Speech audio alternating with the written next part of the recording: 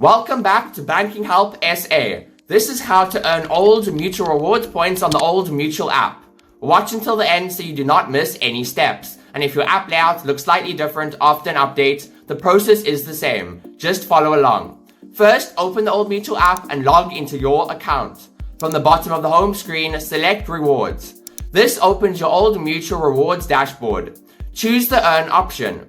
Now you'll be on the page that lets you choose how you'd like to earn rewards points. Here you can earn points by completing a variety of activities such as assessments, short courses, questionnaires, and many more. Open the Choose Category menu and then select the earning category that you'd like to explore. Next, choose the activity you'd like to complete. Different activities require you to complete different tasks, so make sure you understand the instructions before getting started.